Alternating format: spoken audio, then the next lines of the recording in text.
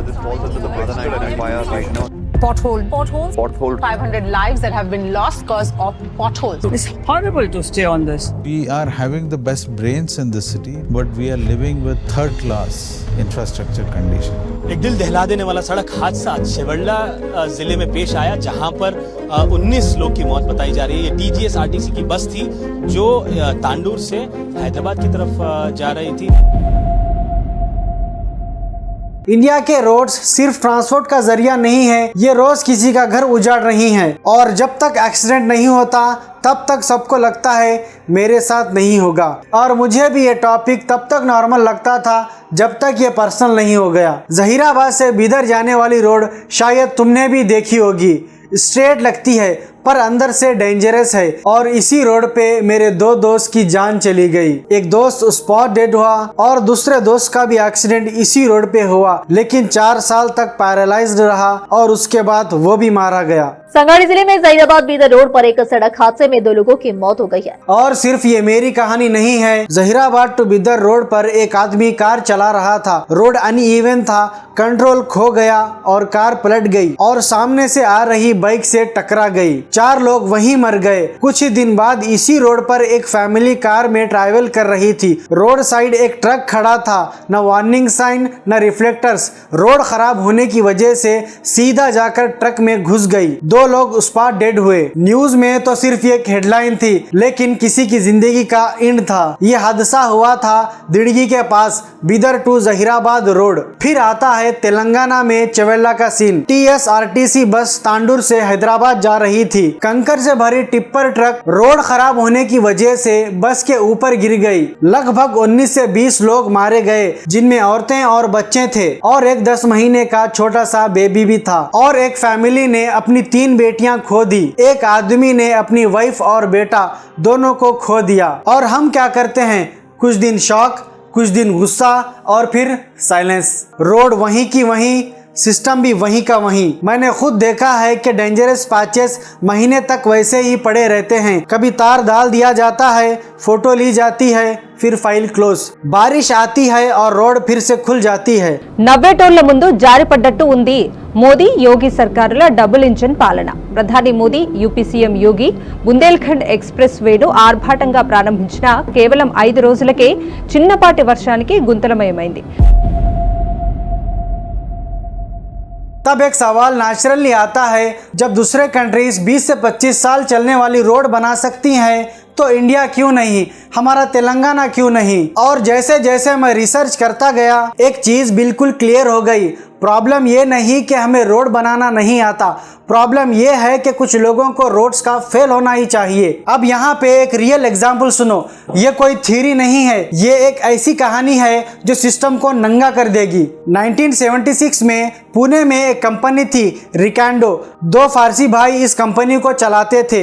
उनको Pune municipal corporation ने JM road का कॉन्ट्रैक्ट दिया, सिर्फ 2.5 किलोमीटर की रोड। उन्होंने कोई शॉर्टकट नहीं लिया, हॉट मिक्स टेक्नोलॉजी यूज की, high quality aggregates, proper temperature पे मॉल्टन बिटुमेन और सबसे इम्पोर्टेंट क्वालिटी कॉम्प्रोमाइज नहीं की। उनको अपने काम पर इतना कॉन्फिडेंट था कि उन्होंने म्युनिसिपैलिटी को रिटर्न गारंटी दी, अगर अगले 10 साल में रोड में कोई प्रॉब्लम आई तो हम पूरा रोड अपने खर्च पे दोबारा बनाएंगे। सोचो आज के इंडिया में कौन सा कॉन्ट्रैक्टर ऐसा बोलेगा। 50 साल हो चुके हैं, JM रोड आज भी स्मूथ है, बस माइनर मेंटेनेंस हुआ 2010 और 2014 में। लोग रोज उस रोड पे गाड़ी चलाते हैं और किसी को याद भी नहीं रहता कि ये रोड कब बनी थी। अब सवाल ये है, इतना एक्सेप्शनल काम करने के बाद ये दोनों भाइयों को कितना काम मिला, कितने कॉन्ट्रैक्ट्स मिले होंगे? 0, एक भी कॉन्ट्रैक्ट नहीं मिला। और ये कोइंसिडेंस नहीं है, सिस्टम को वो लोग पसंद नहीं आते जो रोड 20-30 साल चलने वाले लायक बनाएं। क्योंकि अगर रोड ही नहीं टूटी तो रोड रिपेयर का टेंडर किसको मिलेगा, कमीशन किसको मिलेगा, किकबैक का फ्लो रुक जाएगा। उन फारसी भाइयों ने पब्लिक का भला सोचा लेकिन सिस्टम का बिजनेस मॉडल तोड़ दिया। और यहीं से समझ आता है कि प्रॉब्लम इग्नोरेंस की नहीं है, न टेक्नोलॉजी की कमी है, न इंजीनियर्स बेकार है। प्रॉब्लम तो ये है कि अच्छी रोड बनाना सिस्टम के लिए लॉस मेकिंग प्रोजेक्ट है, इसलिए अच्छे कॉन्ट्रैक्टर्स बाहर चले जाते हैं और करप्शन करने वाला कॉन्ट्रैक्टर सरवाइव करते हैं। और इसी वजह से हम 20 साल चलने वाली रोड के बदले 2 साल चलने वाली रोड पे जी रहे हैं। इंडिया में जब कोई रोड कोलैप्स होती है या फिर कोई बड़ा एक्सीडेंट होता है तो एक चीज ऑलमोस्ट गारंटी होती है, कोई रिस्पॉन्सिबल नहीं होता। इंक्वायरी बैठती है, कमेटी बनती है, रिपोर्ट आती है और फिर फाइल्स बंद। प्रेस वाले मेरा फोटो क्यों छापे, मैं क्यों गाली खाऊं? रोड बनाने वाली कंपनी बोलती है हमने डिजाइन के हिसाब से काम किया, इंजीनियर बोलता है अप्रूवल ऊपर से था और कॉन्ट्रैक्टर बोलता है बजट कम था, और गवर्नमेंट क्या बोलती है आपको तो पता होगा, इट्स एन ह्यूमन एरर। सब सेफ है, जो सेफ नहीं है वो हम हैं। इंडिया में रोड बनाने के बाद उसकी क्वालिटी चेक करने वाला सिस्टम ज्यादातर पेपर बेस्ड होता है। साइट इंस्पेक्शन होती है लेकिन अक्सर अनाउंसमेंट के साथ, और जब इंस्पेक्शन अनाउंस होती है तो ग्राउंड पे सब परफेक्ट होता है। जो रोड नॉर्मल दिन में 2 महीने में टूट जाती है, इंस्पेक्शन के दिन नई लगती है, इसलिए रियल टेस्टिंग कभी होती ही नहीं। अगर ये रोड 1 साल तक टिक गया ना तो हमारे पास अगले साल कोई काम नहीं बचेगा।